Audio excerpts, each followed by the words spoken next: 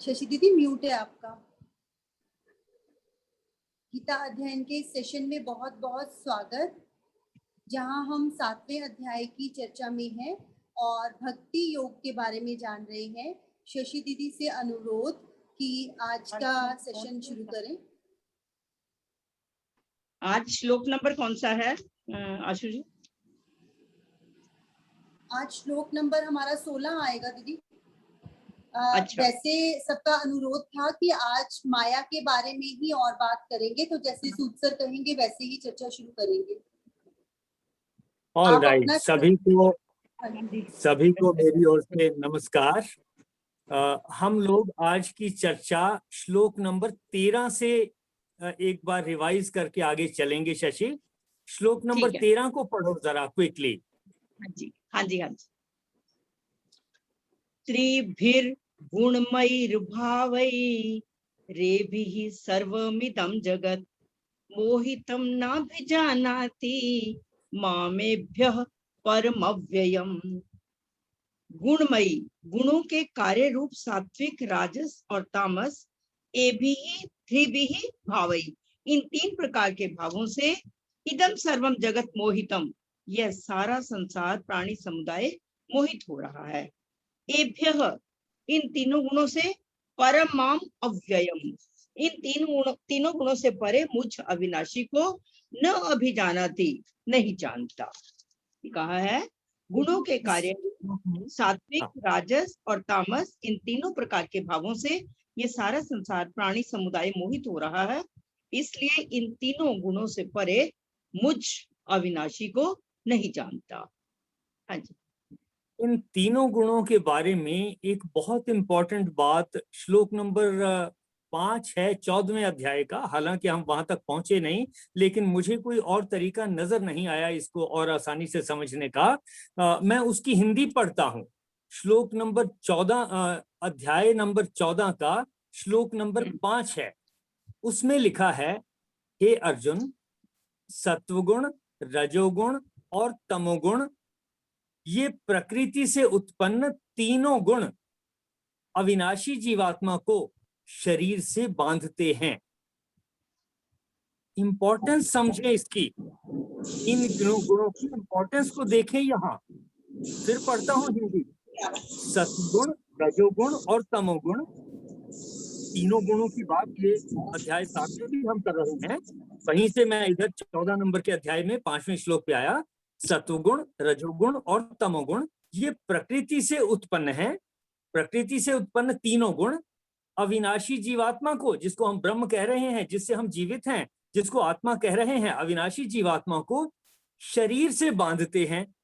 इसका मतलब ये हुआ कि अगर हम जीवित हैं तो इन 3 गुणों ने जीवात्मा को शरीर से बांधा हुआ है, और अगर जीवात्मा शरीर को छोड़ती है तो फिर जीवन समाप्त हो गया। इतनी है इंपॉर्टेंस इन 3 गुणों की। यानी इन 3 गुणों ने जीवात्मा को हमारे शरीर के साथ बांध रखा है, तभी तो हम जिंदा हैं। मैं लौट के आता हूं, इस बात को मन में रखिएगा। अब देखें, कहा गुणमयी एभी त्रिभी भावै, गुणों के कार्य रूप सात्विक, राजस और तामस, इन 3 का हमने अभी देख लिया कि इन्होंने जीवात्मा को शरीर से बांध रखा है, इसी से हम जीवित हैं। इन 3 प्रकार के भावों से यह सारा संसार मोहित हो रहा है, एक दूसरे से पदार्थों से अट्रैक्ट हो रहा है, उन पर मोहित हो जाता है। इतनी बात तो हुई, और साथ में कहा इन 3 गुणों से परे मुझ अविनाशी को नहीं जानता। ऑल राइट, इस बात को समझने के लिए थोड़ा आगे चलना पड़ेगा। हम 14 नंबर श्लोक पे चलते हैं। 14 नंबर श्लोक में लिखा है, क्योंकि यह दैवी यानी अलौकिक, क्योंकि यह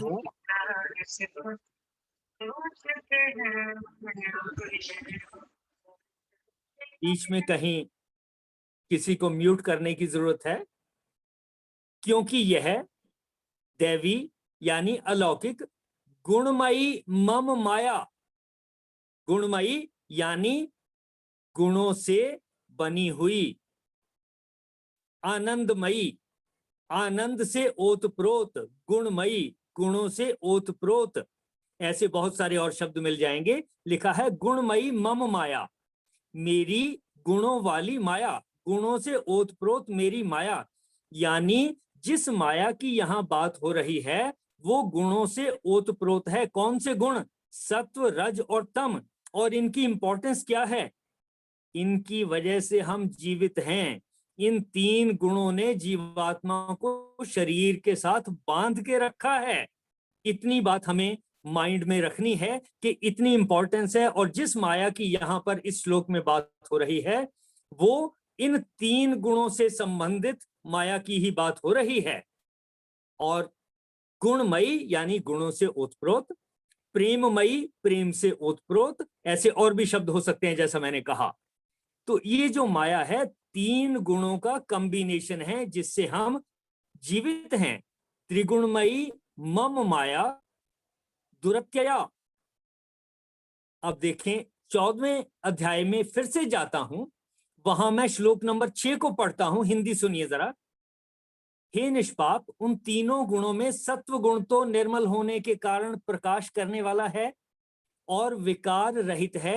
वह सुख के संबंध से, ज्ञान के संबंध से, सुख के संबंध से और ज्ञान के संबंध से अर्थात उसके अभिमान से बांधता है। यानी सत्व गुण नॉलेज से रिलेटेड है, नॉलेज से शरीर के साथ हमारी जीवात्मा को बांधता है, सुख के साथ और नॉलेज के साथ, ज्ञान के साथ बांधता है। अब ज्ञान के कितने लेवल हो सकते हैं? मुझे थोड़ा ज्ञान है, उससे ज्यादा है, इसका कोई अंत नहीं। यानी ज्ञान के अनंत लेवल हैं। ये एक बात। अगला श्लोक 7वां 14वें का ही।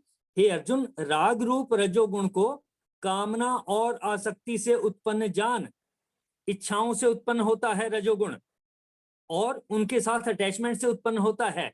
वह इस जीवात्मा को कर्मों के और उनके फल के संबंध से बांधता है। कर्म अनंत हैं, उनके फल भी अनंत होंगे। तो दूसरी चीज, पहले सात्विक, उसके लेवल अनंत हो गए, राजसिक, इसके भी लेवल अनंत हो गए।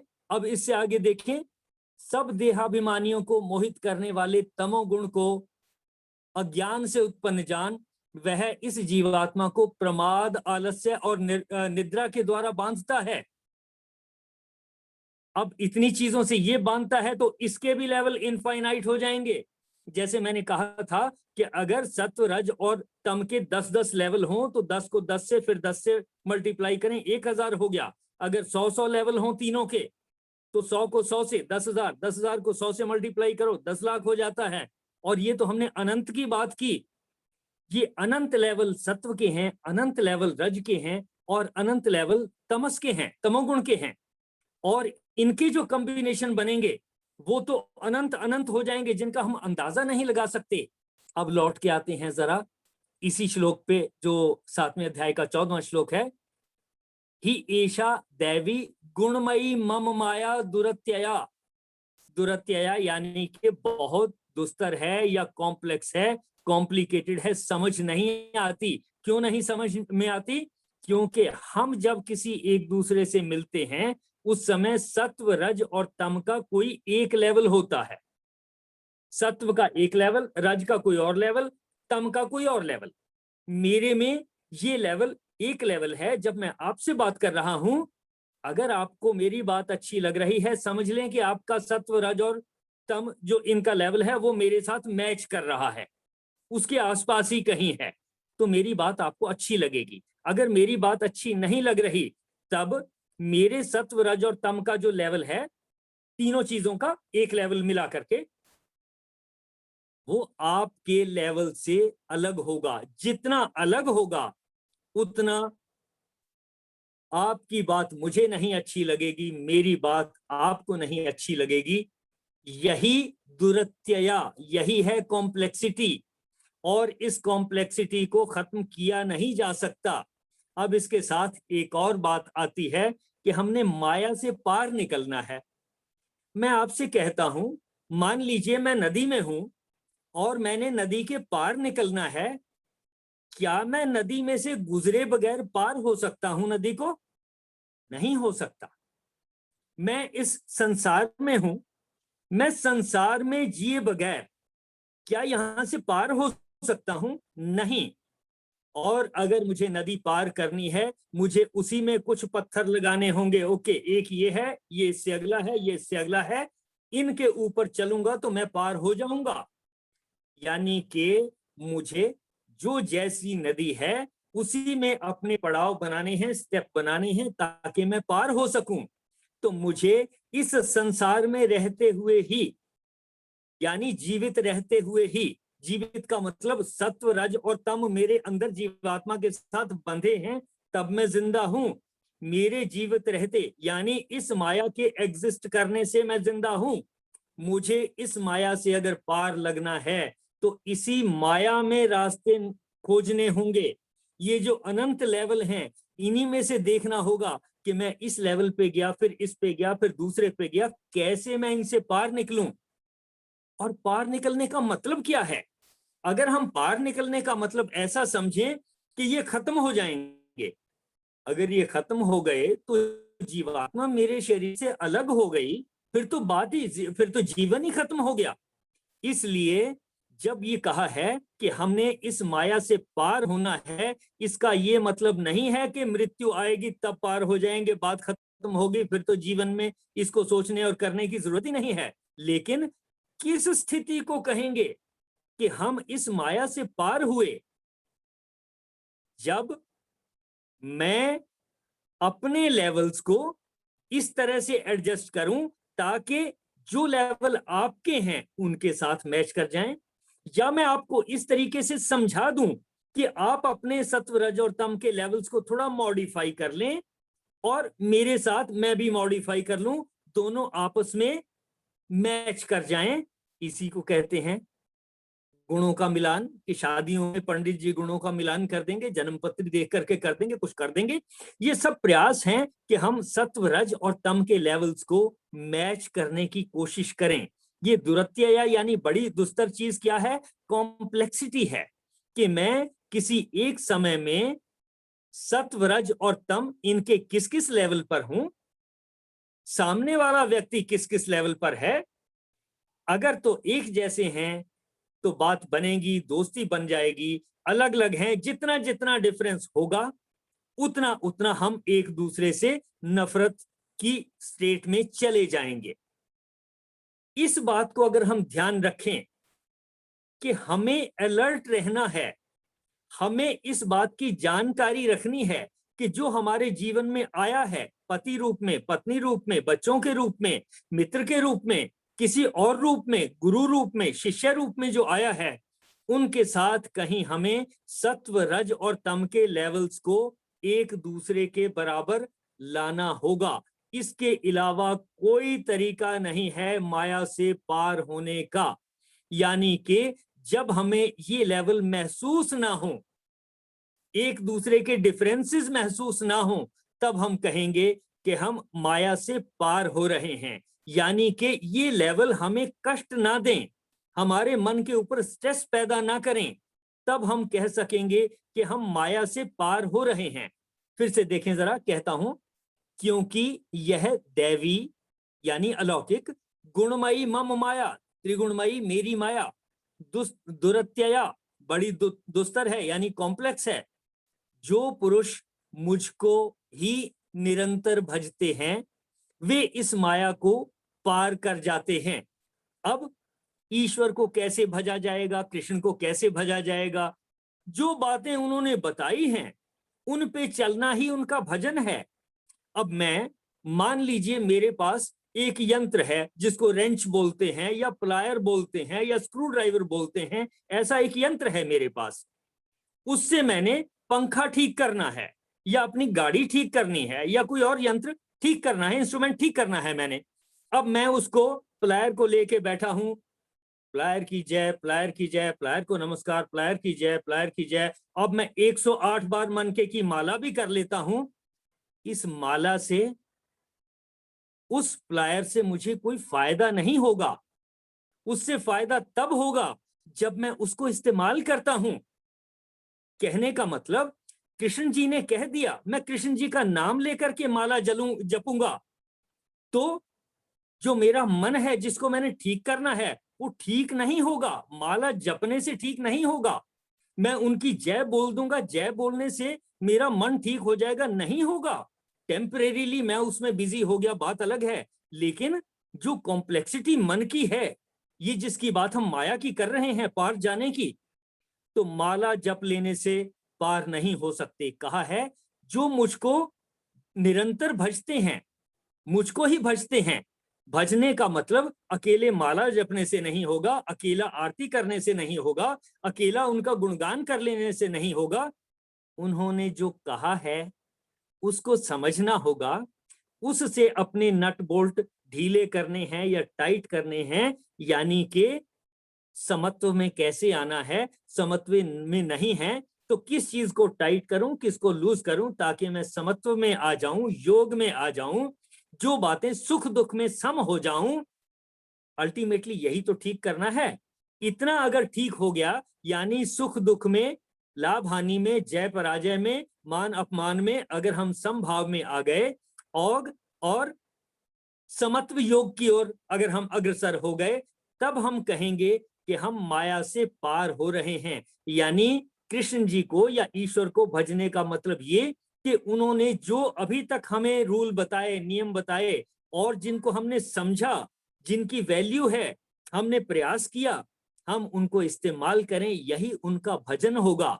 और अब इस श्लोक को मैं हिंदी फिर से पढ़ देता हूं। एक तो बात इसमें आई कि माया क्या है, त्रिगुणमयी माया है, और 3 गुण जो हैं हमें जिंदा रखे हुए हैं, ये हमने 14वें श्लोक से जाना। और चौथा, माया की कॉम्प्लेक्सिटी क्यों है, क्योंकि अनंत लेवल सत के हैं, अनंत लेवल रज के हैं, अनंत लेवल तम के हैं।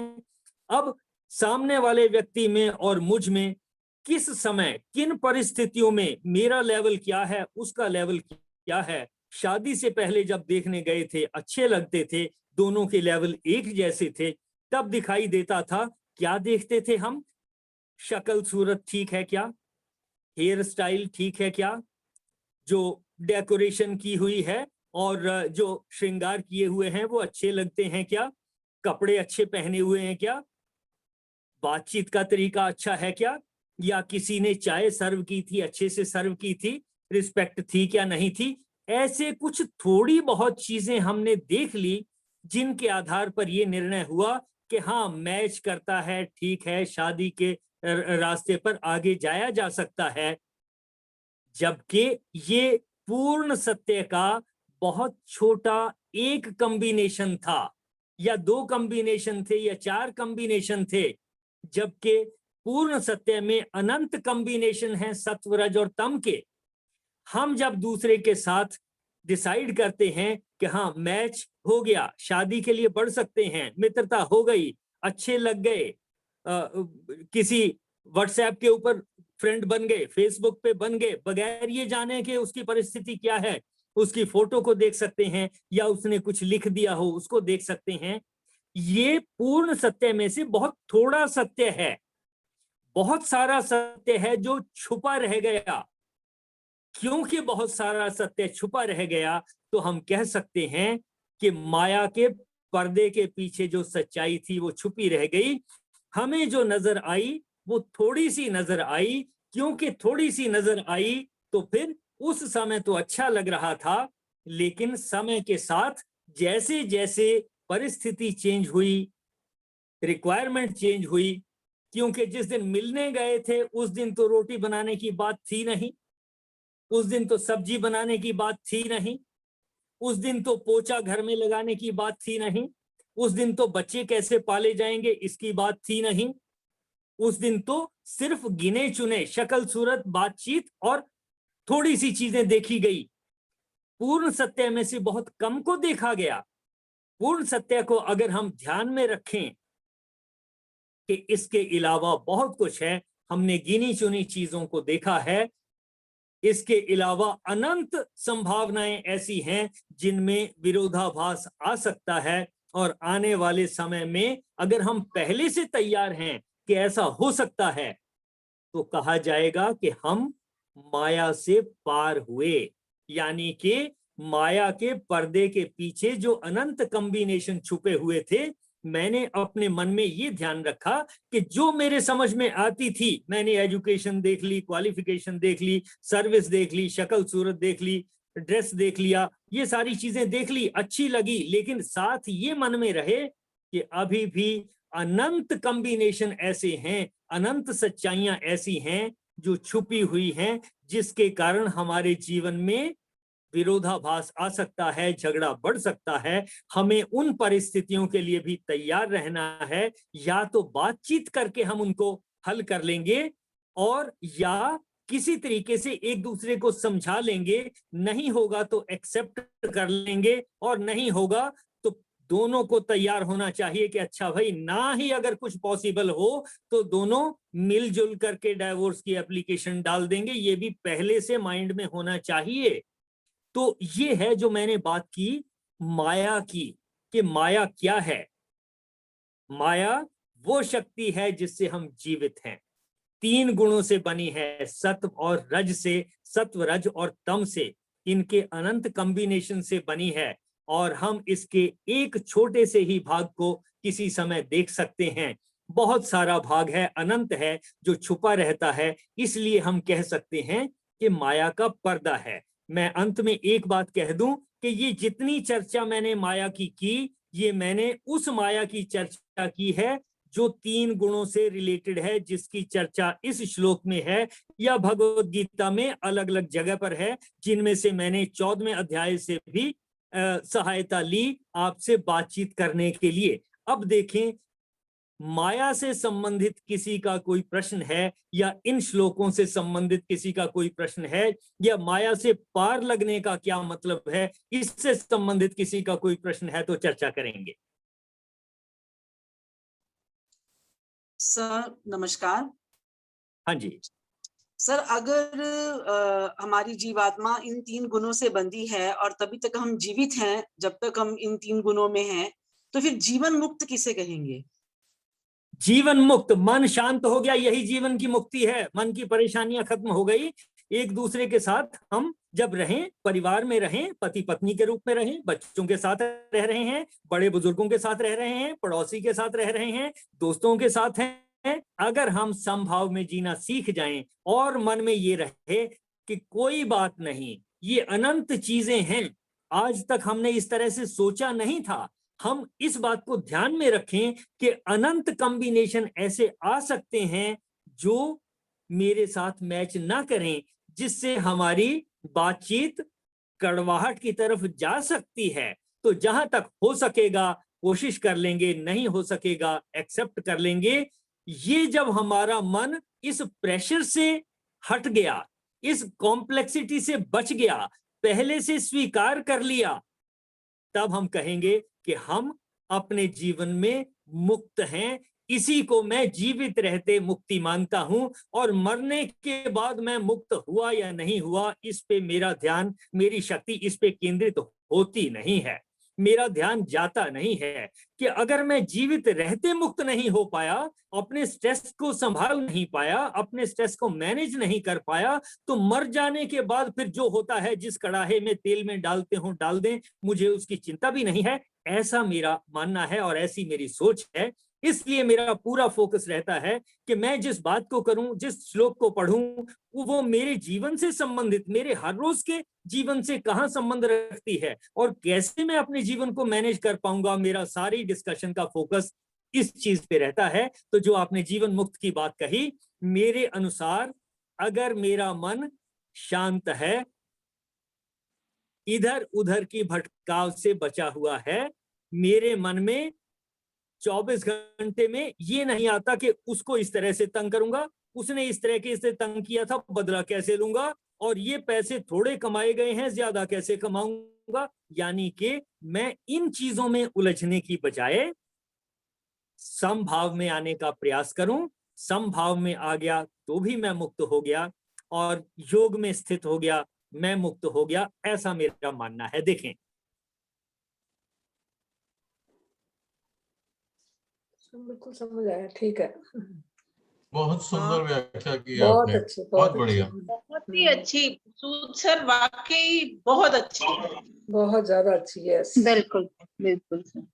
डॉक्टर के हमेशा बात किया करते थे। अच्छा नहीं देखा जो कि ना हमारे जीवन को से गीता को रिलेट कर रहे हैं।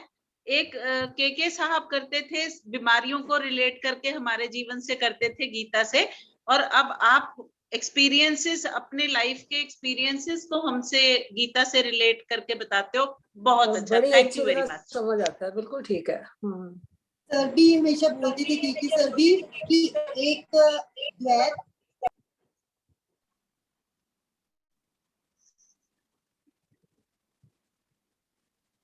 द्वैत और एक अद्वैत की बात हमेशा वो समझाया करते थे, कि जो द्वैत मतलब जो शास्त्रों के अनुसार लिखा हुआ है, और अद्वैत मतलब ऐसे हम जो उससे प्रैक्टिकली या अपनी लाइफ के साथ या उससे हम अभी प्रेजेंटली क्या कर सकते हैं वो उसको जोड़ते थे। तो वो उसको अद्वैत की ही बात ज्यादा करते थे। शशि दीदी पढ़ाते थे तो शशि दीदी श्लोक का अर्थ करते थे, और सर बाद में वो कहते थे मैं तो अद्वैत की बात करूंगा, तो उसे बॉडी से जोड़कर या प्रैक्टिकली जो होना चाहिए उससे जोड़कर बताते थे। सर आपने जैसे सतरज तम का की बात कही, और आपने ये भी कहा बार बार शादी की बात आ जाती है, मेरे ख्याल से सबसे समस्या यही रहती होगी सबके साथ। तो मुझे सुबह सुबह ऐसे ध्यान आ रहा था कि जब हमारी शादी होती है उस समय हमारे अंदर भी तो रज बड़ा हुआ होता है ना, वो उस एज के अंदर शायद, और धीरे धीरे जैसे हम बड़े होने लगते हैं वैसे वैसे किसी के अंदर मीन्स सत बढ़ना शुरू हो जाता है, लेकिन मान लो पार्टनर में वो सत नहीं बढ़ रहा उतना ज्यादा, तो फिर शायद प्रॉब्लम्स आती होंगी ना, कि बनेगी तो वहीं पे जहाँ एक जैसे गुण होते हैं। तो अगर उनमें नहीं बढ़ रहा वो सत, जो भी कोई किसी की वाइफ है या किसी के हस्बैंड है तो दिक्कत आती है। तो तब भी मुझे लगा कि जो राणा सर ने बात कही थी कि किसी भी दूसरा एंगल जो था कि खुश रहने का ये भी हो सकता है कि ऐसा सोच लो कि ईश्वर तो कुछ गलत करते ही नहीं, अगर दुख भी दे रहे हैं तो हमारी भलाई के लिए ही दे रहे हैं। जब विचार नहीं मिले तो भी हम मोह माया से अपने आप को हटा लें उस समय, मतलब बहुत ज्यादा चेंज करने की जब हम कोशिश करते हैं तब भी तो सर बहुत दिक्कतें आती है ना। तो इससे अच्छा वो फिर उस समय में राणा सर वाला इम्प्लीमेंट करना पड़ेगा कि अगर ये नहीं मान रहे तो हमें मौका मिल रहा है कि जैसे एक आंटी है वो समझाते थे कि अगर लड़ाई हुए अगर बन रही है तो भी खुश रहो कि बहुत अच्छी बन रही है, बड़े मजे कर रहे हैं, और अगर नहीं बन रही तो भी खुश रहो कि हमें मौका मिल रहा है अपना भक्ति मार्ग पे आगे बढ़ने का। तो उस टाइम को यूटिलाइज कैसे करना है वो हमें पता होना चाहिए। मैं आपकी इन बातों से सहमत हूं कि हम एडजस्टमेंट के तरीके दें कि किस तरह से हम बेस्ट फिट हो सकते हैं परिवार में, समाज में, ताकि विरोधाभास खत्म हो, एक दूसरे के प्रति लांछन लगाना, दोष निकालना, छिद्रान्वेषण से हम बच सकें। यही प्रयास है जो आपने बातें कही। ठीक, किसी भी तरीके से, चाहे माला जपने से होता हो, चाहे किसी मंदिर में जाके मत्था टेकने से, अगर आपके मन को शांति मिलती है वो सारे रास्ते ठीक हैं, उनमें से सब कुछ एक्सेप्टेबल है। एंड रिजल्ट ये होना चाहिए कि हम शांतिमय हो, हमारा मन शांत रहे। और फिर ये भी तो होगा ना कि सर चाहे एक बंदे में चाहे जितना भी तमोगुण या रजोगुण होगा, कोई एक तो सतोगुण होगा, या तो उसी को पकड़ के खुश होते रहो बस। फिर मुझे ऐसे लग रहा था जब मैं एक छोटा एग्जाम्पल देता हूँ, मैं एक छोटा एग्जाम्पल देता हूँ। मान लीजिए मेरी एक दोस्ती किसी से चलती रही और बाद में वो जरा शराबी हो गया, ज्यादा शराब पीने लग गया।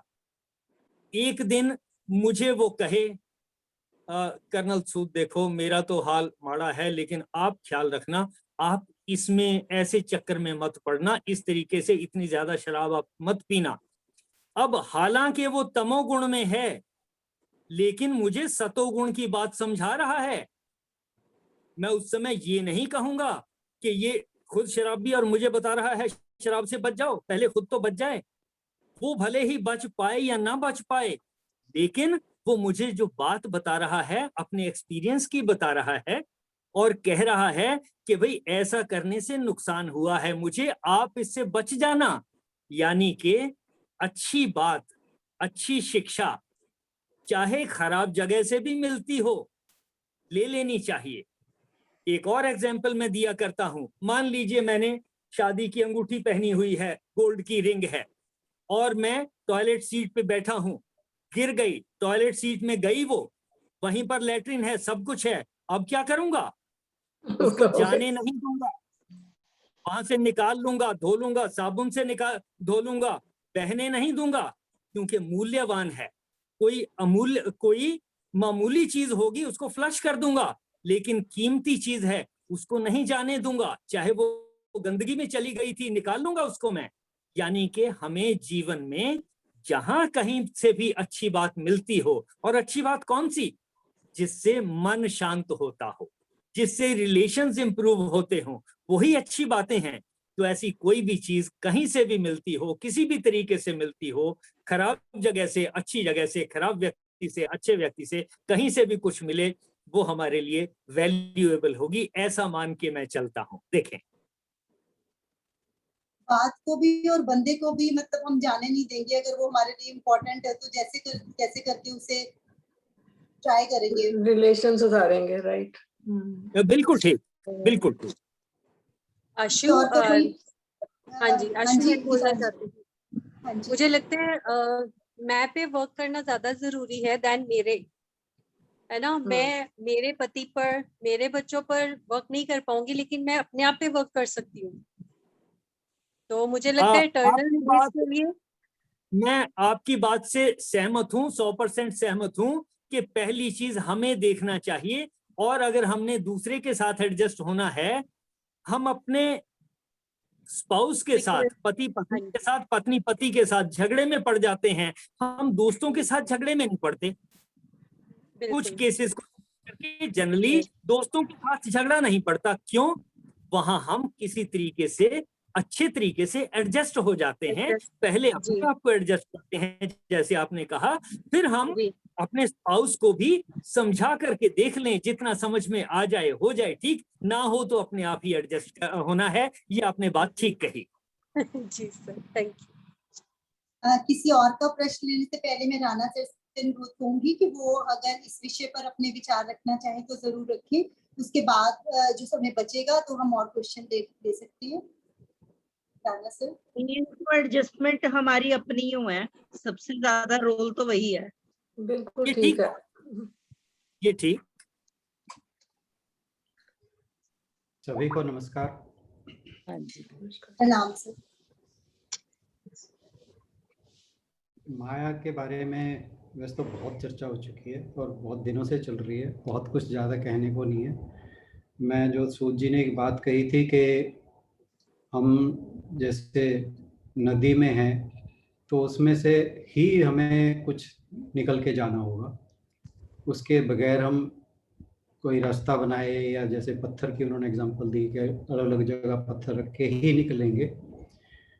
तो माया एक्चुअली क्या है कि ये जो जीवन है ये माया के कारण ही बना है। हमने इससे 2-1 श्लोक पहले पढ़ा था कि इस जगत की जो उत्पत्ति है वो भगवान ने परा और अपरा प्रकृति से मिलाकर की है, जबकि परा प्रकृति जो है वो चैतन्य है और अपरा प्रकृति जो है वो जड़ है। और परा प्रकृति जो है वो गुणों से परे है, गुणातीत है, और अपरा प्रकृति जो है वो त्रिगुणात्मक है। तो ये जो शरीर को, और यही माया का गुण है, तो अपरा प्रकृति जो है वही माया का कारण है, या माया उसी कारण से है। तो माया जो है वो मैंने कल भी कहा था कि उससे होता क्या है कि हम अपने वास्तविक स्वरूप को भूल जाते हैं। इस जीवन के थ्रू ही तरा जाता है, वो इसलिए इम्पोर्टेंट है। आपने पढ़ा होगा कि मनुष्य योनि में आने के लिए देवता भी तरसते हैं, ये हर कोई जानता है इस बात को। उसका मतलब यही है कि एक तो पशु योनि और दूसरा देव योनि। ये 2 योनियां ऐसी हैं जो सिर्फ भोग योनियां हैं, जो हमने कर्म किए हुए हैं जो हमने अच्छे कर्म किए हुए हैं तो वो हमें देवयोनि उसका फल है, और वो जब तक हम वहाँ अपने फल को पूरा नहीं भोग लेते तब तक हम देवयोनि में रहते हैं। उसके बाद पर देवयोनि के अंदर हमें मोक्ष प्राप्ति नहीं होती। मोक्ष प्राप्ति के लिए हमें मनुष्य जीवन ही चाहिए। मनुष्य जीवन जो है, जो सूत जी नदी की बात कर रहे थे, ये जीवन को आप नदी माने तो इस जीवन के थ्रू ही मोक्ष की प्राप्ति हो सकती है। ना तो पशु योनि में होगी ना देव योनि में होगी, क्योंकि दोनों ही भोग योनियां हैं। वहां पे हमें सिर्फ अपने अच्छे बुरे कर्मों का भोग करना है। एक मनुष्य योनि है जिसमें हम स्पिरिचुअली ग्रो कर सकते हैं और मोक्ष को प्राप्त कर सकते हैं। और मोक्ष की प्राप्ति तभी होगी जब हम यह समझेंगे कि ये हमारा शरीर जो है ये त्रिगुणी माया के कारण है। हम त्रिगुणी माया क्या करती है कि हमारा आइडेंटिफिकेशन, जो मैं कहता हूँ मैं जो है वो दो हैं। मैं एक बात पहले भी कह चुका हूँ ये बात। एक तो वो है जो मेरे अंदर ब्रह्म है जिसे हम आत्मा कहते हैं। दूसरा मैं वो है जिसे हम कहते हैं अहंकार। अहंकार मीन्स जब मैं ये अपने आप को शरीर मानता हूँ, मन बुद्धि अहंकार और शरीर, जब ये इनका युगल हो जाता है तो इसे माया की त्रिगुणात्मक शक्ति कहते हैं। तो माया से पार करने का तरीका यही है कि हम मन बुद्धि अहंकार और बॉडी शरीर इस कम्प्लेक्स से बाहर निकलें। उस कम्प्लेक्स से बाहर निकलने के बाद ही हम माया से परे जा सकते हैं। और उसके लिए श्री कृष्ण जी ने कहा है कि जो मुझे भजते हैं, या मेरी शरण, प्रॉपर वर्ड था कि जो मेरी शरण में आ जाते हैं, जो मुझे सरेंडर कर देते हैं, वो इस माया से पार हो जाते हैं। मुझे बस इतना ही कहना। Thank you. किसी का कोई प्रश्न हो राणा सर से या सूत सर से तो पूछ सकते हैं, नहीं तो हम समापन की ओर बढ़ेंगे। शरण में आने का मतलब तो उनकी टीचिंग्स को फॉलो करना ही है ना। ये इसको आप कैसे भी ले सकते हैं। ये शरण में जाने का मतलब ये है, मतलब जो मैं समझता हूँ कि आपने अपने आप को समर्पित कर दिया भगवान के लिए, सरेंडर कर दिया आप। हाँ जी, आपने ये सोच लिया कि मैं सिर्फ भगवान का हूँ। अब जैसे हम कहते हैं निष्काम कर्म। निष्काम कर्म क्या है कि जब हम कर्मों के कर्ता नहीं रह जाते, जब हमारे अंदर से कृतज्ञ भाव निकल जाता है, जब हम ये कहते हैं कि ये जो कुछ भी हो रहा है ये भगवान की मर्जी से हो रहा है, या जो मैं कर रहा हूँ ये सब भगवान को समर्पित है, इसमें मैं नहीं कर रहा, ये प्रभु कर रहे हैं, तो आपकी आइडेंटिफिकेशन फिर बॉडी के साथ नहीं रहती, फिर आपकी आइडेंटिफिकेशन भगवान के साथ रह जाती है। तो ये तो कर्म योग की बात हुई। जब आप ज्ञानी भक्ति योग में तो आप और कुछ सोचते ही नहीं, आप कहते हैं कि भगवान ही सब कुछ है और मैं कुछ नहीं हूँ। तो ये भक्ति योग का सरेंडर हुआ। ज्ञान योग का क्या है? ज्ञान योग में आप ये समझते हैं कि ये जब आपको पूर्ण ज्ञान हो जाता है तब आप ये समझते हैं कि भी मैं नहीं हूँ, मैं ब्रह्म का ही रूप हूँ, और ये जो शरीर है ये एक माया का रूप है। माया का मतलब है कि जो एग्जिस्ट करता है पर वास्तव में नहीं है। जैसे शंकराचार्य जी ने कहा था, ब्रह्म सत्यम जगत मिथ्या। मिथ्या का मतलब यहाँ झूठ नहीं है कि जो चीज हमें सामने दिख रही है वो मिथ्या कैसे हो सकती है। मिथ्या का मतलब ये है कि ये एक भ्रम है।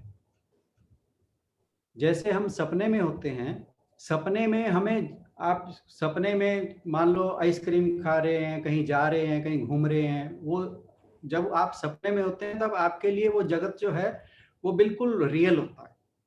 जहां आपकी आंख खुली तो आप कहते हैं कि ओहो ये तो सपना था।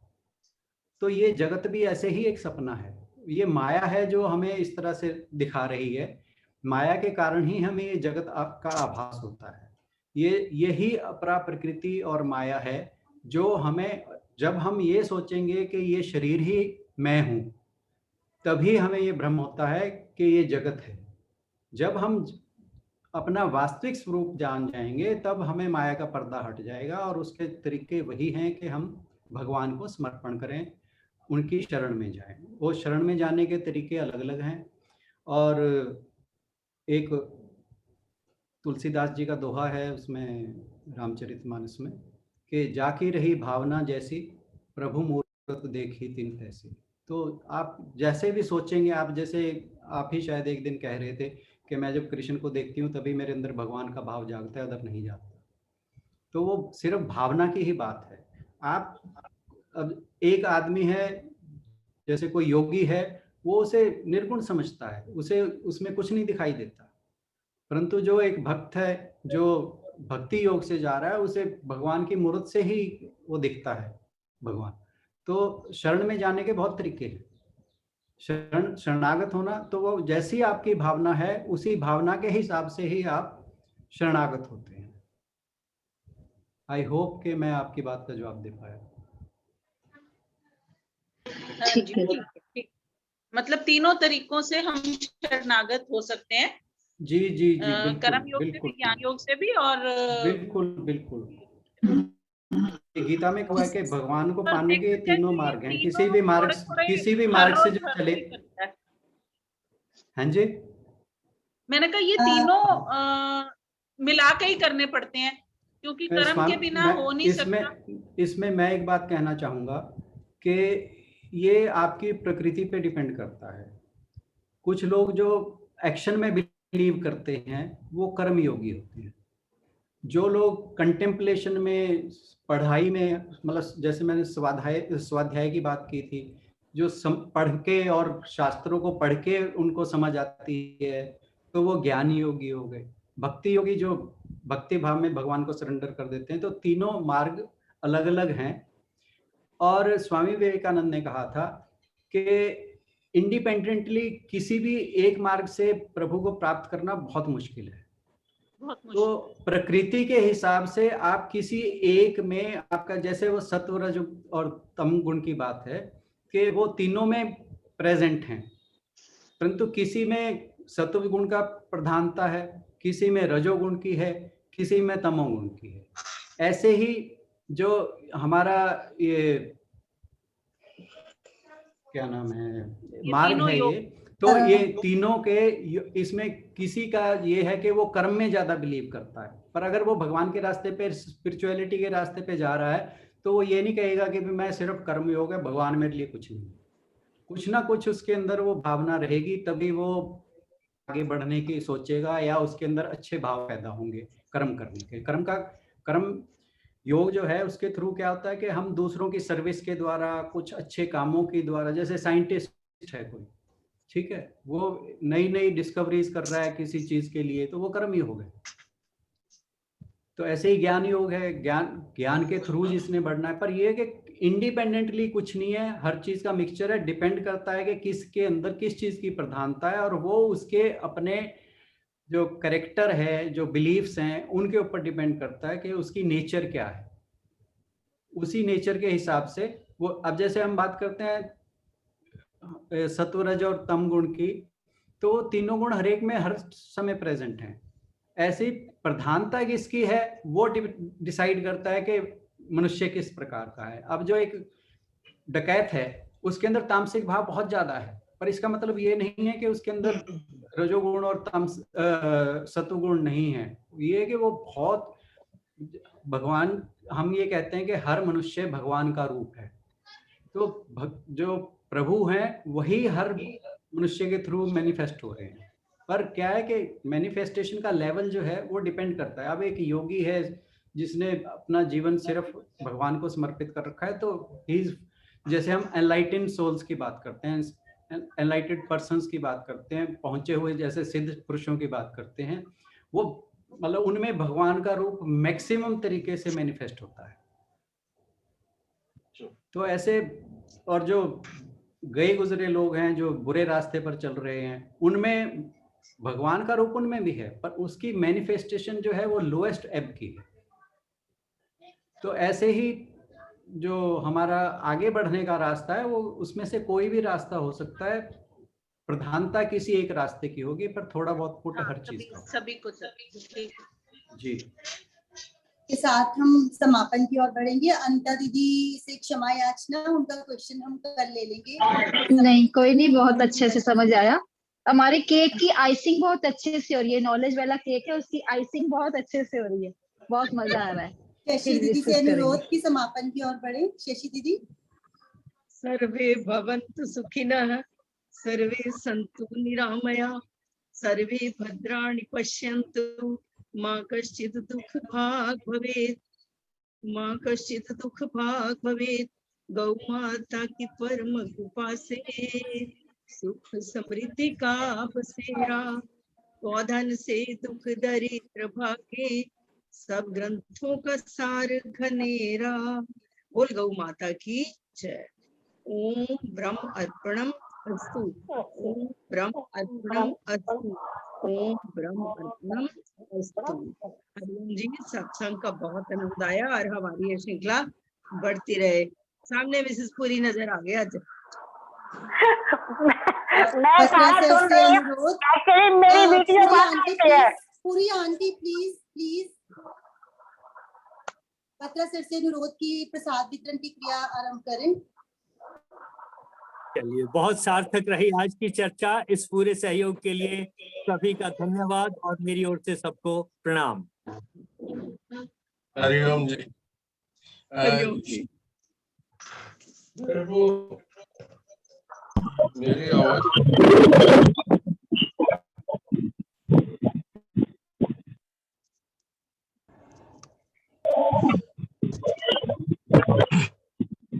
जो आज सतीश जी ने बताया ना, बाद में सबसे बाद में कि जन्म के बाद क्या होता है, मेरा तो जीवन यहीं पे शांति मिल गई तो ठीक है, उसको 2 शब्दों में बयान किया है कि मृत्यु और मोक्ष का क्या फर्क है।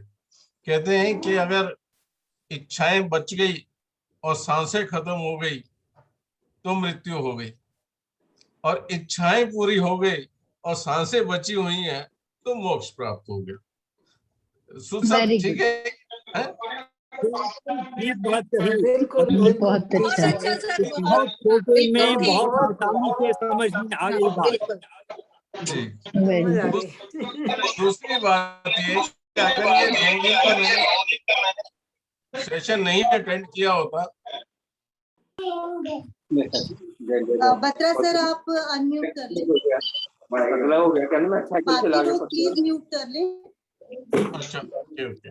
हाँ, 2 दिन पहले अगर मेरे से किसी ने पूछा होता कि माया क्या है, माया कौन है, तो मैं एक ही जवाब देता कि माया मेरे साथ 8वीं क्लास में पढ़ती थी, मेरे साथ वाली बेंच में बैठती थी और एग्जाम से पहले मेरे नोट ले जाती थी, एग्जाम के बाद देती थी, उसकी फर्स्ट डिवीजन आती थी, मेरी 3rd आती थी। फिर उसके बाद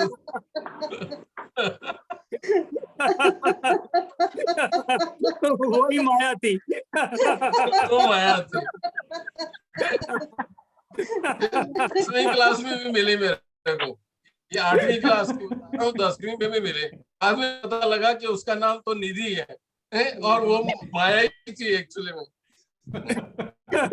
बत्रा सर का कॉम्बिनेशन बड़ा अच्छा बैठा था उसके साथ।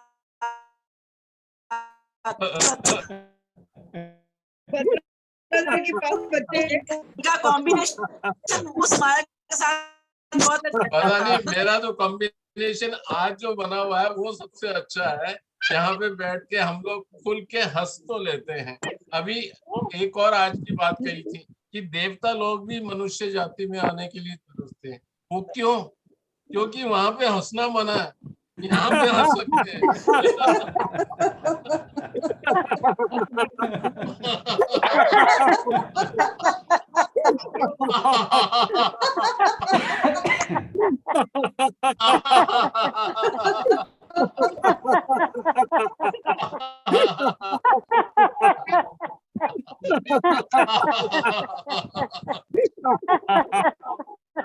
इससे पहले कि सब लोग लेफ्ट कर दें, आज काफी सारे कमल ज्योति जी और सतपाल जी, सुनीता जी, नीता बत्रा मैम ने ज्वाइन किया हुआ था। और आईफोन के नाम से गैलेक्सी टैब ए 2017 2016, तो इन लोगों ने ज्वाइन किया हुआ था। अगर वीडियो ऑन करके एक सेकंड बात करना चाहें इनमें से कोई भी जो अभी है प्रेजेंट तो कर सकते हैं। बहुत अच्छा लगा, आप सबका बहुत बहुत स्वागत है इस ग्रुप के अंदर। उम्मीद करते हैं कि आप हर रोज आते रहेंगे। सभी को बहुत बहुत प्रणाम। बत्रा सर, आपने आज 2 नाम से ज्वाइन किया था क्या? मेरा लैपटॉप पहले किसी और ने, मेरी दोस्त माया ने पकड़ा हुआ था, तो मैं मोबाइल से लॉगिन किया था। दीदी को चला गया होगा।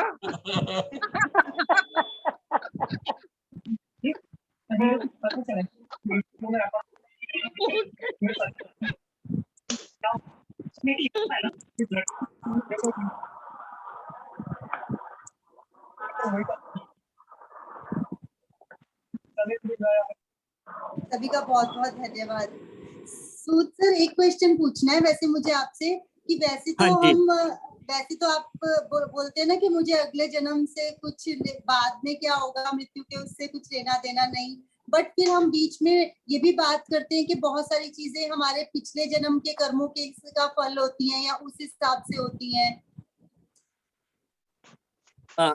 ये ठीक है, इस पे और चर्चा कल को भी कर लेंगे। कल करेंगे हाँ जी। और एक और रिक्वेस्ट है आपसे, जैसे आपने स्ट्रेस को बहुत अच्छे से हमें समझाया था कि स्ट्रेस की, हम तो स्ट्रेस को सोच के डरते ही हैं सारे, और आपने समझाया कि स्ट्रेस की वजह से कितना फायदा होता है हमारा।